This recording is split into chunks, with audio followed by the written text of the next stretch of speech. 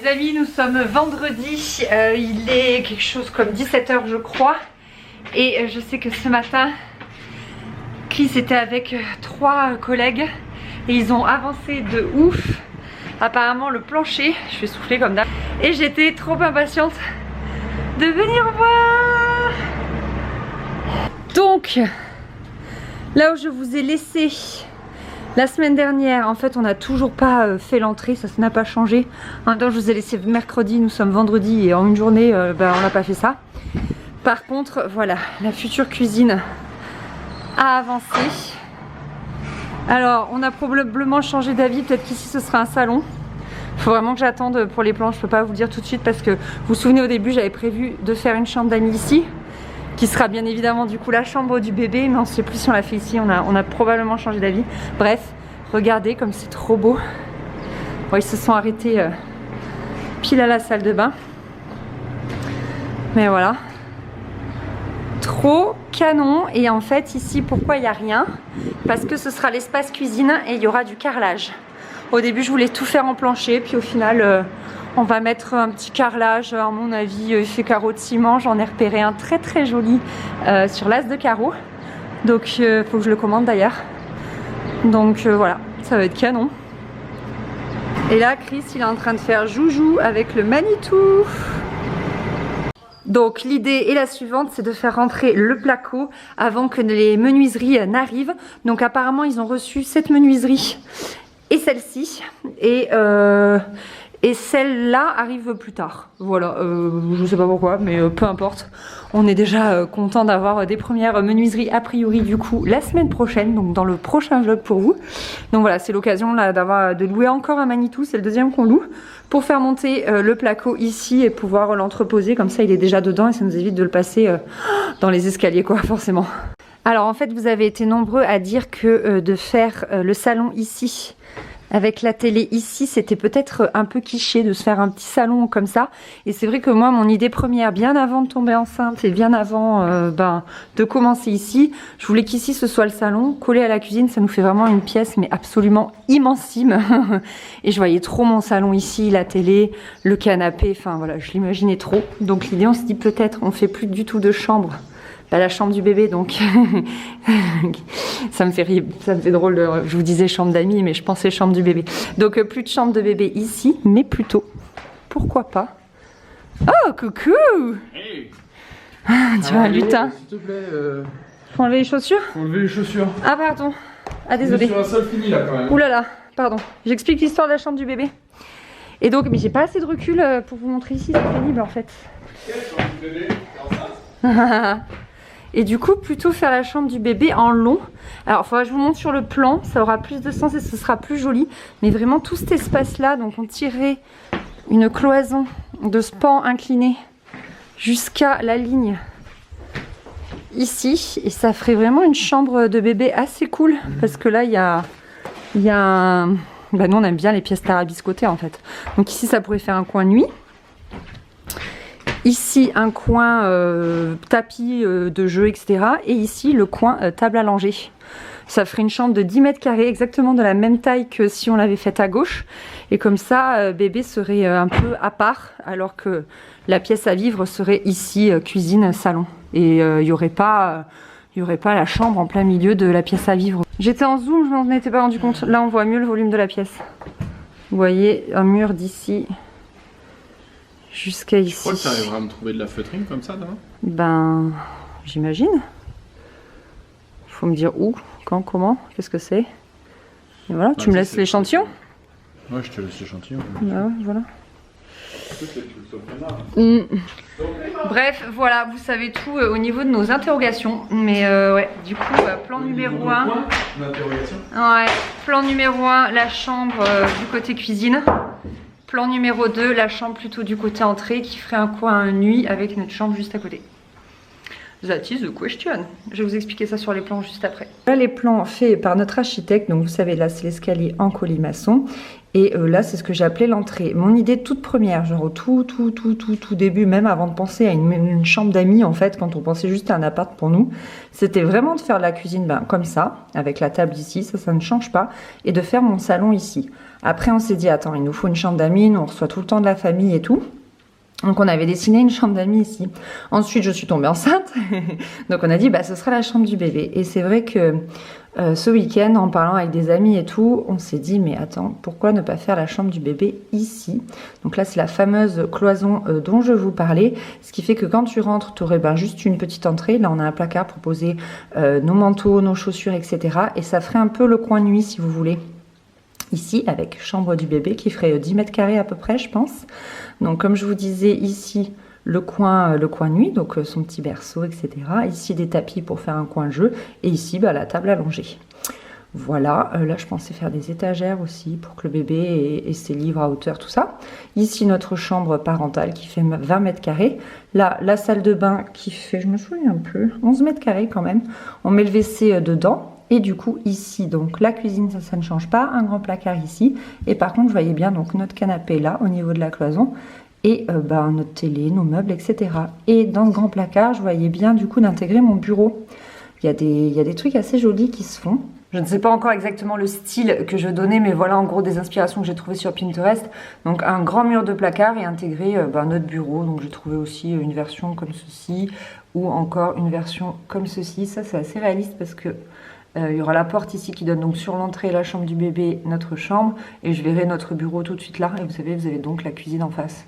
Voilà, c'est un peu ce genre de choses que j'imaginais. Du coup, je pense que ça peut être vraiment sympa. En plus, l'idéal là-dedans, c'est qu'au moment de faire du placo, on n'aura vraiment qu'une seule cloison à tirer, c'est tout. Même pas deux, quoi. Une seule, ça va être simplissime. Et après, tous les murs à habiller. On n'habille pas la salle de bain à l'intérieur, on fera simplement de l'enduit pour pas la réduire. Et parce que, comme on isolera de tout partout autour, il n'y a pas besoin de réisoler dedans. Donc voilà pour le phonique. Et autre avantage, il faut savoir qu'en fait ce côté de la maison est très très sombre. Toutes ces fenêtres sont exposées nord. Vous savez, là c'est notre petit jardin, puis en plus c'est très arboré. Donc là ça faisait une petite chambre vraiment très sombre, très très sombre. Or là c'est baigné de lumière, c'est le côté piscine et c'est exposé plein sud. Donc là ça ferait une chambre baignée de lumière. Et ainsi en ne mettant pas de cloison et en ayant vraiment une pièce qui fait toute la longueur, qui est traversante, on aurait une grande lumière parce que c'était l'idée principale de cette grande fenêtre, c'était d'apporter un maximum de lumière. Voilà, bon j'espère que c'est un tout petit peu plus clair pour vous. Et sinon ne vous inquiétez pas, là on part sur la reconstruction, donc ça va vraiment être de plus en plus clair pour vous. Et donc là vous voyez, hop, ici on aura donc toute cette bande en carrelage. Je pense que ça sera trop sympa. Okay. Non mais c'est quand on tombe sur le tuyau. Ah, on tombe sur le tuyau. Samedi 20 juin, il est 10h. On a une première équipe de 3 garçons avec Chris qui sont en train de travailler sur la terrasse. Oui, j'ai bien dit la terrasse. Autour de la piscine. Et avec ma mère, on forme une équipe de 2. Et l'idée, c'est de vider enfin le pool house puisque du coup, le garage commence. On va pouvoir détailler, enfin enlever les étais quoi. Du garage et on va pouvoir commencer à le ranger et donc à déblayer cette zone qui est vraiment honteuse. Enfin franchement ça a été carnage quoi. Toutes les saletés et tout, donc là on a trop hâte de le vider. Il y a des bébés oisillons, je sais pas si vous les entendez. On m'a demandé de filmer la mascotte. On voit surtout qu'il faut que je ramasse tous les trucs partout, oui. Oh. Il est 11h et déjà on a tout vidé. Donc ça c'est une bonne chose de faite. Et là, on entame la phase de nettoyage. Et après, on fera la phase aménagement. Et tadam! Fin d'après-midi, on est sur une réussite. Finalement, mon grand frère a laissé mon père et Chris pour l'aménagement de la terrasse, là, en bois. Et il est venu nous rejoindre pour tout nettoyer, tout ce qui nous a bien aidé. Parce qu'il y a quand même des trucs lourds à porter. Donc il ne reste plus que les 2 plaques de placo que Chris déplacera plus tard. C'était vraiment au fond du pool house avec tout notre bazar. Et c'est plutôt sympa, c'est trop cool. Donc ça c'est un banc que j'avais acheté chez Jiffy l'année dernière. J'avais acheté la chaise en même temps, il faut que j'aille acheter de la corde pour pouvoir la suspendre là dans le coin. Ça c'est un câble électrique qu'il faut que Chris... d'autres il faut qu'il s'occupe tout simplement. Ça c'est une vieille méridienne qu'il y avait chez mes parents. Là on a mis juste des vieux coussins qu'on avait et tout. Ça c'est les lanternes du mariage. Ah oui, je crois que pareil je les ai achetées chez Jiffy. Ici, on a un petit panier de chez Alinea et le macramé, c'est une copine qui me l'a fait pour mon anniversaire. Des tout petits bidules comme ça, je sais plus du tout où je les ai achetés, je les avais depuis longtemps, je les avais achetés à la première maison, jamais installés. Et de la petite pampa ramassée à la plage. J'aime trop, les petites étagères, elles viennent de chez AliExpress. Je les avais aussi dans ma première maison, dans le salon, je sais pas si vous vous souvenez. Les persiennes, on les a chinées. Le miroir, je sais plus, on me l'a offert. Petit coin plancha rapido, on a mis une planche à voile pour déco. Et voilà, sur un espèce de manche debout fait en palette. Ça fait tellement du bien de retrouver cet espace. Mais si vous saviez, on est trop contents. Franchement, c'était un dépotoir. C'était un dépotoir, c'est trop bien. Nous avons également, et ça j'en reviens pas, déblayé l'entrée. Non mais c'est un truc de malade.